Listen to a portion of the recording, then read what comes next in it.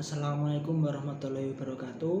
Eh, Perkenalkan, nama saya Zain Abdul Aziz dari kelompok 5. Di sini saya akan mempresentasikan mata kuliah pembelajaran akidah akhlak yang berjudul Sejarah Syiah. Langsung saja kita ke materi. Apa sih itu yang dinamakan Syiah? Sebelum kita ke pengertian Syiah, kita harus mengetahui dulu apa sih penyebab munculnya Syiah. Penyebab munculnya Syiah itu para sejarawan berbeda pendapat. Untuk menentukan awal munculnya Syiah. Pendapat pertama yaitu Syiah telah ada semenjak masa Nabi, yaitu pada saat peristiwa Saqifah Bani Sa'idah. Ada pula yang mengatakan bahwa munculnya Syiah di masa Utsman. Kemudian ada lagi yang mengatakan bahwa muncul pada masa Tahkim, yaitu pada saat perang Siffin. Dan ada lagi yang mengatakan bahwa munculnya Syiah itu pada saat perang Karbala. Baiklah, kita lanjutkan. Selanjutnya, setelah kita mengetahui penyebab munculnya aliran Syiah, kita lanjut ke pengertian Syiah. Pertama, secara bahasa atau etimologi, Syiah berarti pengikut, pecinta, pembela yang ditujukan kepada ide, individu atau kelompok tertentu. Syiah dalam arti kata lain dapat disandingkan juga dengan kata tasyayyu yang berarti patuh atau mentaati secara agama dan mengangkat kepada orang yang ditaati dengan penuh keikhlasan tanpa keraguan. Itu secara bahasa. Kemudian secara terminologi, Syiah secara istilah terdapat banyak pengertian yang sangat sulit dapat mewakili seluruh pengertian Syiah. Dalam ensiklopedia Islam, Syiah yaitu kelompok aliran atau paham yang mengidolakan bahwa Ali bin Abi Thalib radhiyallahu an dan keturunannya adalah imam-imam atau para pemimpin agama dan umat setelah Nabi Muhammad SAW. Jadi aliran Syiah ini aliran yang mengagungkan sahabat Ali bin Abi Thalib dan hanya percaya bahwa imam-imam yang pantas itu adalah Ali bin Abi Thalib dan keturunannya. Jadi mereka tidak mengakui imam-imam selain Ali, termasuk Khulafaur Rasyidin selain Ali, termasuk Abu Bakar, Umar, Utsman, seperti itu.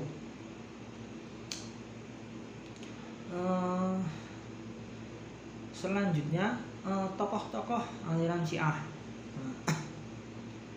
Yang pertama yaitu Zaid bin Ali bin Husain Zainal Abidin. Beliau lahir di Madinah pada tahun 80 Hijriah dan meninggal di Kufah pada tahun 122 Hijriah. Dia terkenal ahli tafsir dan fikih. Mendapat pendidikan langsung dari ayahnya Ali bin Husain Zainal Abidin, yaitu salah seorang ahli bait yang selamat dari pembantaian di Karbala, Irak.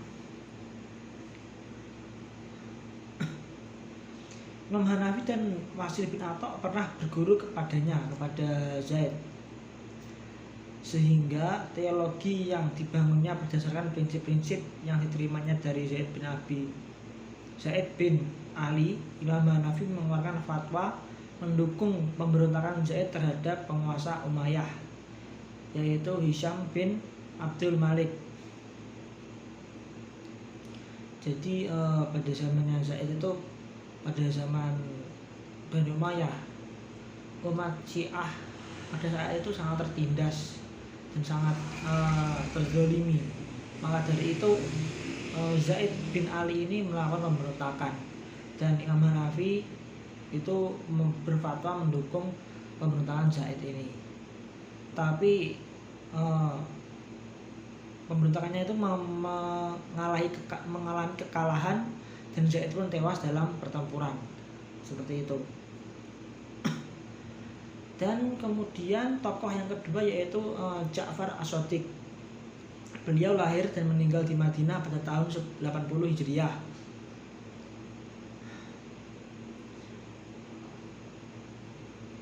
Dan nama lengkapnya yaitu Muhammad Abu Ja'far bin Muhammad bin Ali bin Al-Abidin bin Husain bin Ali bin Abi Thalib. Beliau ini adalah Imam Syiah yang keenam. Beliau terkenal sebagai ahli tafsir, hadis, fikih, ilmu kalam, filsafat, dan fisika. Beliau telah meletakkan dua landasan penting bagi keimanan, yaitu nas dan ilmu. Nas yaitu kepercayaan yang menyatakan bahwa imamah adalah hak prerogatif Allah Subhanahu wa taala yang dilimpahkan kepada orang pilihannya dari keluarga Rasulullah SAW dan anak keturunannya melalui pengangkatan eksplisit. Ilmu yaitu seorang imam harus memiliki pengetahuan agama yang diterimanya secara ilahiyah dan hanya dapat dipindahkan pada imam berikutnya sebelum kematiannya. Ilmu khusus yang dimiliki imam meliputi ilmu lahir dan ilmu batin, seperti itu. Kemudian tokoh yang selanjutnya yaitu Abdullah bin Nuh. Ya, ini merupakan tokoh dari Indonesia.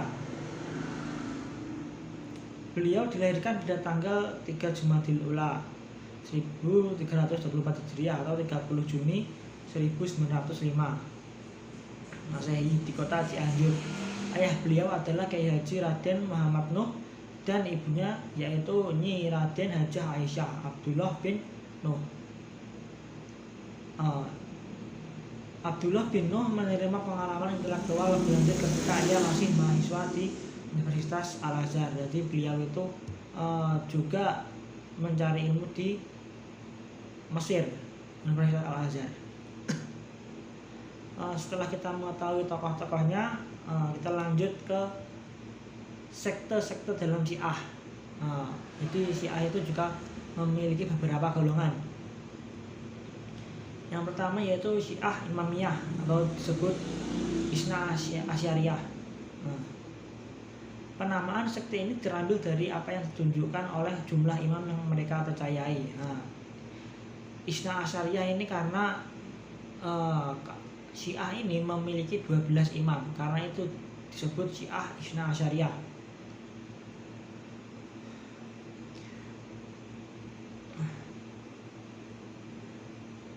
Imam yang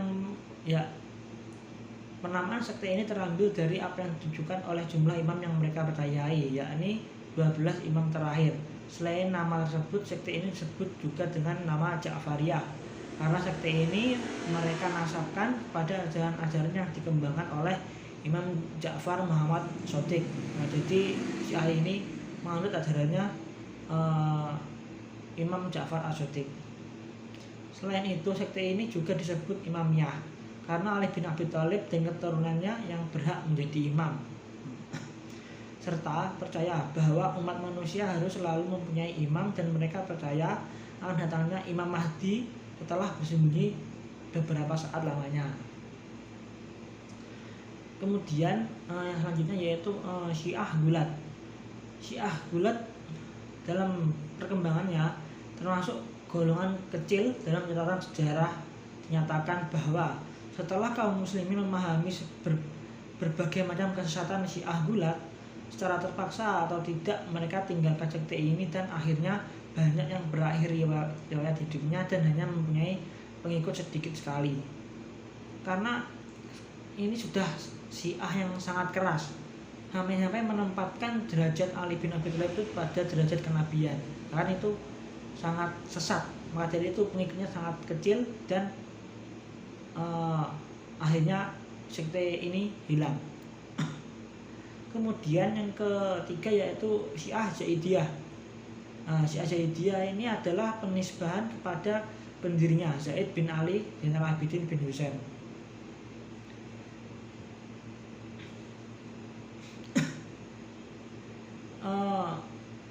Dalam perjalanan golongan ini, dalam perjalanan sejarahnya, kelompok Syiah Zaidiyah ini mengalami berbagai tekanan dan provokasi dari pihak penguasa yaitu dinasti Umayyah Ya, itu seperti cerita dari tokoh biografi tadi, Imam Zaid bin Ali bin Husain yang meminta dukungan dari Imam Hanafi atas pemberontakannya kepada penguasa yaitu Bani Umayyah. Kemudian yang keempat adalah Syiah Kaisaniyah. Sekte ini mempercayai kepemimpinan Muhammad bin Hanafiyah setelah wafatnya Husain bin Ali. Nama sekte ini diambil dari nama seorang bekas budak Ali bin Abi Thalib, yaitu Kaisan, atau dari nama lainnya yaitu Mukhtar bin Abi Ubaid yang dipanggil dengan nama Kaisan. Sekte ini terpecah menjadi dua golongan, yaitu yang pertama golongan yang mempercayai bahwa Muhammad bin Hanafiyah sebenarnya tidak mati, tapi hanya gaib dan akan kembali lagi ke dunia nyata pada akhir zaman. Mereka menganggap Muhammad bin Hanafiyah ini sebagai Imam Mahdi yang dijanjikan. Kemudian golongan yang kedua, mereka mempercayai bahwa Muhammad bin Hanafiyah telah mati, tetapi jabatan imam beralih pada Abi Hasyim bin Muhammad bin Hanafiyah. Seperti itu. Kemudian sekte yang selanjutnya yaitu Syiah Nusairiyah. Syiah Nusairiyah merupakan gerakan Syiah Banimiyah yang muncul pada abad ketiga Hijriah. Nama Nusairiyah diambil dari nama pendirinya sendiri, yaitu Muhammad ibnu Nusair An-Numairi yang dikenal dengan Abu Syu'ab. Beliau ini juga sezaman dengan tiga imam Syiah lainnya, yaitu Ali Al-Hadi, imam ke-10, Hasan Al-Askari, imam ke-11, dan Muhammad Al-Mahdi, imam ke-12. Jadi adalah sekte-sekte dari aliran Syiah. Kemudian yang selanjutnya yaitu ajarannya. Apa sih yang diajarkan oleh Syiah? Apa sih konsep-konsep aliran Syiah itu? Yang pertama, dalam Syiah itu memiliki usuluddin atau pokok-pokok agama. Usul kan itu artinya dasar atau pokok. Itu mempunyai 5. Ya, yang pertama yaitu tauhid, bahwa Allah Subhanahu wa taala adalah Maha Esa. Kemudian al-adil, bahwa Allah Subhanahu wa taala adalah Maha Adil. Kemudian an-nubuwah, percaya bahwa keberadaan para nabi sebagai pembawa berita dari Tuhan kepada umat-umat manusia. Kemudian yang keempat al-imamah, bahwa Syiah meyakini bahwa adanya imam-imam yang senantiasa memimpin umat sebagai penerus risalah kenabian. Kemudian yang terakhir al-ma'ad, meyakini bahwa akan terjadinya hari kebangkitan. Sebenarnya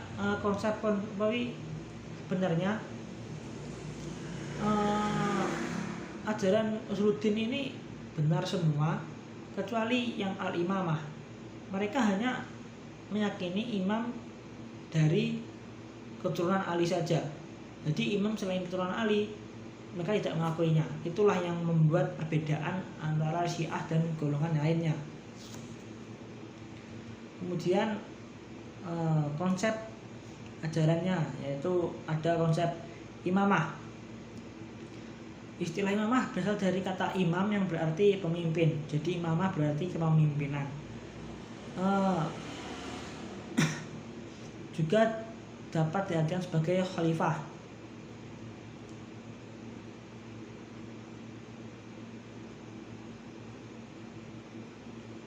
Bagi Syiah imamah khalifah adalah suatu kepentingan agama, bukan hanya kelayakan politik semata. Lembaga keimanan adalah suatu rukun agama fundamental yang sangat pentingnya dengan Al-Quran dan As-Sunnah. Tanpa adanya seorang imam, bukan saja dunia akan hancur, bahkan dunia ini sendiri tidak pernah ada. Seperti itu.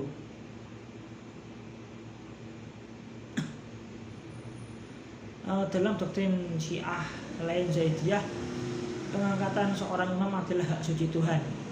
Jadi yang berhak mengangkat imam itu adalah Tuhan, bukan berdasarkan prinsip pemilihan demokratis.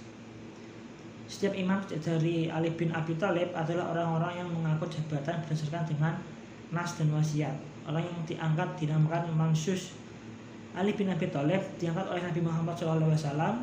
Imam sesudah Ali bin Abi Thalib diangkat oleh Ali bin Abi Thalib. Sedang imam-imam berikutnya diangkat oleh imam pendahulunya. Kemudian yang selanjutnya yaitu konsep taqiyah.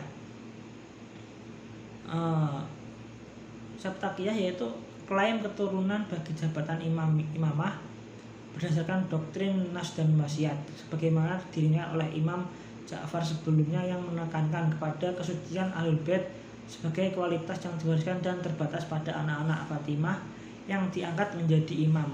Secara tidak langsung hal tersebut menolak klaim seluruh Hasimiyah lainnya, baik Alawiyah maupun Abbasiyah. Tentu saja klaim semacam itu telah menjerumuskan diri pada bahaya penyiksaan oleh pemerintah Abbasiyah yang mengklaim diri juga sebagai pemimpin spiritual agama yang formal. Karena situasi tersebut muncullah doktrin taqiyah dengan penekanan bahwa taqiyah bukan saja suatu hal yang diperkirakan bahwa suatu kewajiban untuk melaksanakannya, karena tugas menyelamatkan jiwa dari kebinasaan adalah kewajiban yang harus diutamakan. Dengan mempraktikkan taqiyah ini, mereka telah banyak menyelamatkan jiwa mereka.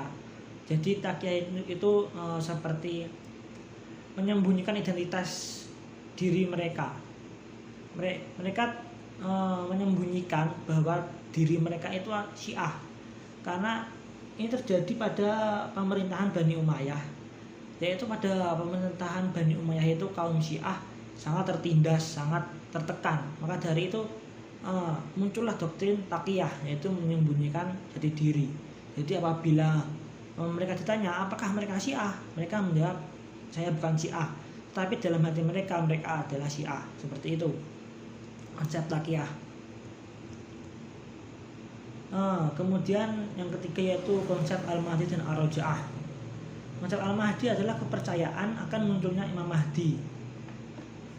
Embrio dari kepercayaan akan datangnya Al-Mahdi ini telah terbentuk sejak setelah Ali bin Abi Thalib wafat, yang disebutkan oleh Abdullah bin Sabah yang mencanangkan bahwa Ali tidaklah wafat, tapi yang terbunuh oleh Ibnu Muljam sebenarnya bukanlah Ali, tapi iblis yang menyerupakan diri sebagai Ali. Kemudian